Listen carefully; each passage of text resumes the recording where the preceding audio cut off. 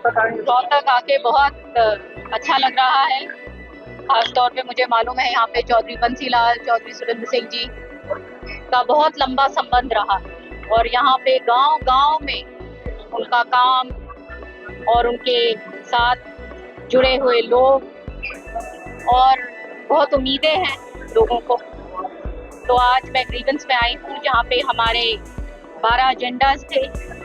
और 12 में से 8 रिजॉल्व हुए हैं और 4 को और पेंडिंग रखा है अगली बार के लिए। और ये ग्रीवेंस कमेटी का मैं धन्यवाद करती हूँ कि मुझे यहाँ पे भेजा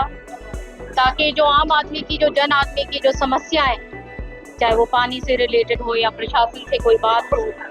चाहे रेलवे की कोई मुद्दे हो, जो आम नागरिक जिससे प्रताड़ित रहता है और जहाँ पे हम लोगों को जल्द से जल्द वो काम करवाने की हमारी जिम्मेदारी है। प्रशासन उन चीज़ों को सीरियसली ले और ख़ास तौर पे जो पानी की जो बात आई उसमें बहुत गंभीरता की ज़रूरत है। और यहाँ पे जो पीने की पानी की जो एक बहुत बड़ा प्रोजेक्ट वो माननीय सीएम साहब ने उसको बहुत जल्द उसको पास भी किया है, सैंक्शन भी किया है, तो उससे राहत मिलेगी। मैं आज आपको बताना चाहती हूँ कि मैं धन्यवाद भी करती हूँ माननीय नायब सिंह सैनी जी का, जिन्होंने बहुत शीघ्र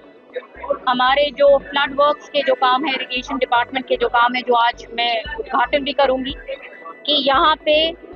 इतना 24 करोड़ रुपया के करीब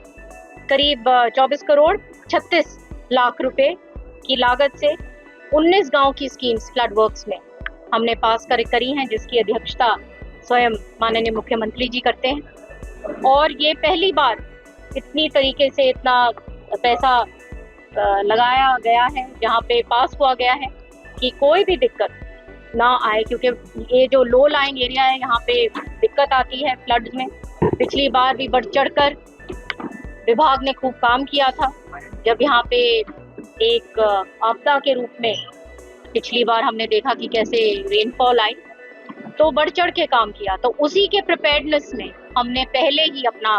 काम, अपना जिसको कहते हैं होमवर्क कर रहे हैं, ताकि यहाँ के लोगों को दिक्कत ना हो। और यही नहीं,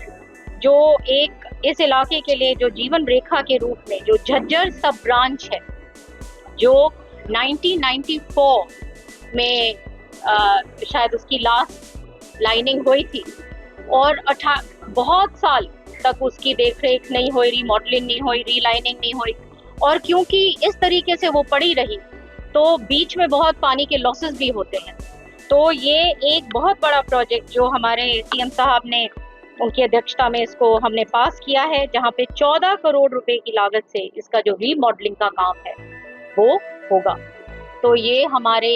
इस हल्के के लिए और इसके जो सटे हुए इलाकों के लिए बहुत बड़ी बात है। ग्रीवेंस के अंदर जो पुलिस विभाग की शिकायतें थी उसके अंदर देखा गया कि पुलिस जो है वो अपना काम नहीं कर रही है और बाकायदा इस तरीके की भी बातें चल रही है कि वो पैसे देने के लिए तैयार नहीं है, तो पुलिस उसमें वहाँ पे अपने उसके ऊपर FIR तक नहीं कर रही। आज जैसे बोला गया है कि FIR 27 से आपने देखा सारा वहाँ पे थे कि FIR दर्ज हो, ताकि मेरे सामने ये बात फिर से इस तरीके से ना आए और लोगों को न्याय मिले। पेंशन का जो सवाल आया था कि किसी और के खाते में पेंशन जाके आपने आदेश दिए हैं कि उसके खिलाफ कार्रवाई हो, लेकिन अधिकारियों के खिलाफ कार्रवाई क्यों नहीं, जिन्होंने गलती की? वो ही हमने कहा, आपने जैसे आपने देखा कि किस तरीके से अगर गलत कोई नाम से अगर वो जा रहा है तो इसके ऊपर स्ट्रिक्ट एक्शन होनी चाहिए, और जहाँ पे वापस जो रिकवरी की बात है उस पे भी बहुत ध्यान देने की। ये चाला तनाव का क्या मामला है? चाला तनाव का पानी के लिए धरने पर बैठे फांसी के पास क्या? देखिए ऐसा है कि पानी की जहाँ तक इरिगेशन की जो बात है वो पूर्ण रूप से पूरा ये तमाम, मैं आपको बताना चाहती हूँ, ये पहली बार माननीय मुख्यमंत्री जी के नेतृत्व में हम वर्ल्ड बैंक प्रोजेक्ट लेके आ रहे हैं, जो करीब 5,700 करोड़ रुपए की लागत से तमाम एक इंटीग्रेटेड प्रोग्राम तमाम हरियाणा के लिए बनेगा। पहली दिक्कतें होती हैं ऑन द ग्राउंड,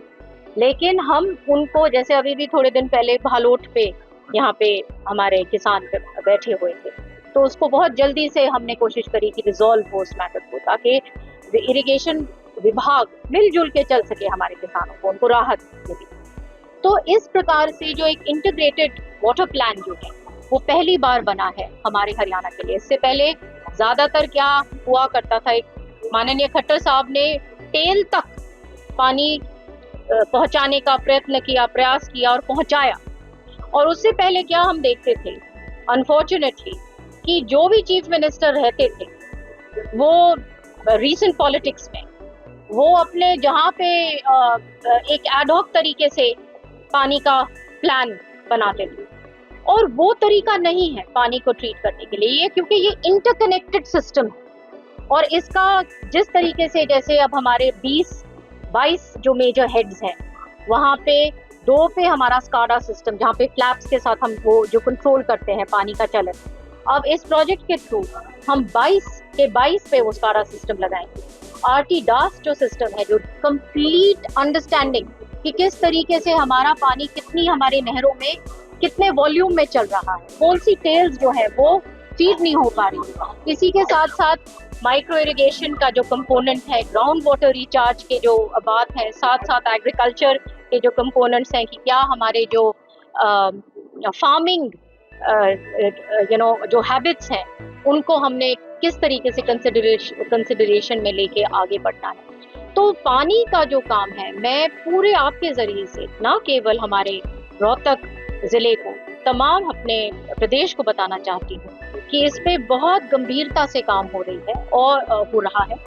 और इस तरीके से काम हो रहा है कि पूरा हरियाणा एक समान सबके साथ उसी तरीके से पानी जो है वो उसी तरीके से वितरण हो और सारी जगह। मैडम एक सवाल अगर आप ये वीडियो YouTube पर देख रहे हैं तो हमारे चैनल को सब्सक्राइब कर बेल आइकन दबाएं, और Facebook पर देख रहे हैं तो हमारे पेज को लाइक करें।